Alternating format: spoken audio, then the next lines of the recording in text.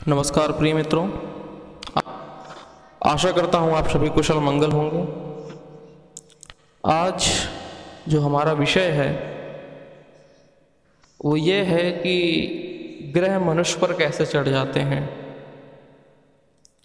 सुना होगा, ये लोग व्यवहार में देखा होगा, जो पाश्चात्य शैली से ज़्यादा प्रभावित हैं उनके मुखार बिंदु से कि अरे भैया इस व्यक्ति पे तो शनि चढ़ा हुआ, केतु चढ़ा हुआ है, और वे तरह तरह की बातें करते हैं।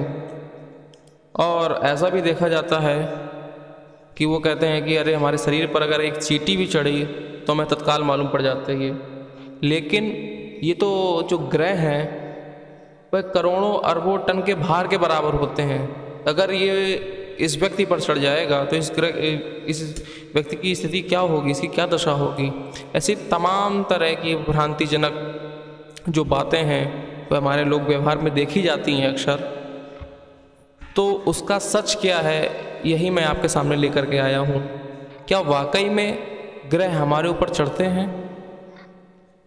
तो चलिए विषय को आगे बढ़ाते हुए, तो यह तो एक व्यंग्यात्मक मुहावरा बन चुका है कि इस व्यक्ति पर शनि चढ़ा हुआ है या इस व्यक्ति पर राहु चढ़ा हुआ है।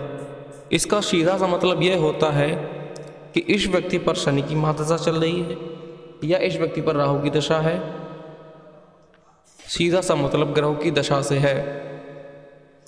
ये तो एक सनातन धर्म के जो विरोधी हैं उन लोगों ने एक व्यंग्यात्मक और हमारे शास्त्रों को मूर्खतापूर्ण साबित करने के लिए तमाम तरह की भ्रांतियां फैलाई हुई हैं, और जिससे के वश में आकर हम लोग भी उसको सही मान बैठते हैं।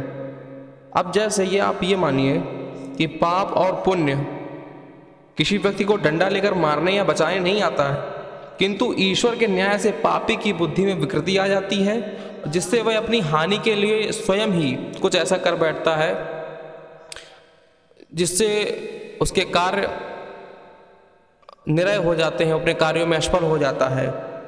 और दूसरी तरफ कोई पुण्यात्मा है, उसकी बुद्धि ऐसी कर देते हैं कि वह दुस्तर जो कार्य हैं, जो असंभव से कार्य दिख रहे हैं, उनको भी वह सफल बना लेता है। ऐसा कैसे हो जाता है? क्योंकि भगवान ही वक्त पर कृपा करके उसे ददामि बुद्धि योगम तम, इसके अनुसार बुद्धि योग प्रदान करते हैं, जिससे उसके सभी काम बन जाते हैं। और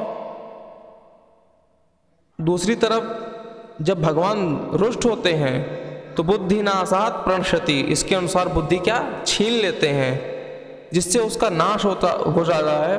और इसी प्रकार जब ग्रह भी किसी महाशय पर चढ़ते हैं ना, या किसी ग्रह की जब महादशा आती है तो उसकी बुद्धि में नाना प्रकार के ऐसे विचार, तर्क वितर्क, अगर मगर की शनक सवार हो जाती है। वह एकदम उन्मत्त हो जाता है, प्रमत्त हो जाता है, लेकिन उसको ये स्वयं कोई अपना विकार मालूम नहीं होता है कि वह क्या कर रहा है।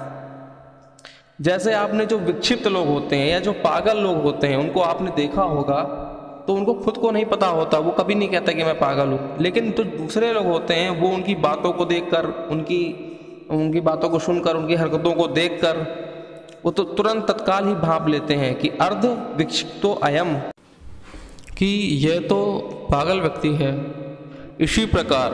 ठीक इसी प्रकार जो साक्षात सनातन धर्मी हैं, ये जो त्रिकाल वेदता हैं, त्रिकालदर्शी हैं, ज्योतिषी हैं, वो तुम्हारी जिह्वा के हिलते ही, जो तुम्हारी जो जीव है ना, जिह्वा, उसके हिलते ही उसका तत्काल अनुभव कर लेते हैं कि अच्छा ये इस ग्रह से पीड़ित है। आपने देखा होगा प्रायः कुछ समय पहले जो ज्योतिषी होते या त्रिकालदर्शी जो होते थे, प्रायः अब तो उनकी संख्या बहुत कम हो गई है, वह आपके मुखमंडल की, आपके चेहरे की आभा को देखकर ही आपका भविष्य बताने में सक्षम होते थे। ऐसा कैसे हो जाता था? ऐसा इसलिए कि आपके चेहरे पर वो पहचान जाते थे कि इस ग्रह का प्रभाव है। वो ग्रहों की प्रकृति जानते हैं, ग्रहों के तत्व जानते हैं, ग्रहों का वर्ण जानते हैं। वो आप भाप लेते हैं कि आपके चेहरे पर या आपकी जो हालचाल है, आपकी बातें हैं, तो तुरंत समझ जाते थे कि हाँ इस व्यक्ति पर इस ग्रह का प्रभाव है। तो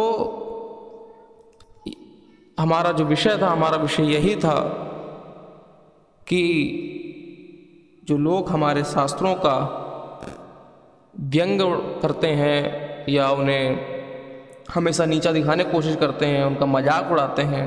आप इन चीज़ों से बचें और जो सच्चाई है, जो वास्तविकता है, उसको जानें, सीखें और समझें क्या वास्तव में ऐसा है या नहीं है, और अपनी बुद्धि के विवेक के अनुसार स्वयं ये निर्णय लें कि क्या सही है और क्या गलत। धन्यवाद, मिलते हैं अगली वीडियो में। आज के लिए बस इतना ही। आप सभी को जय श्री राम, हर हर महादेव।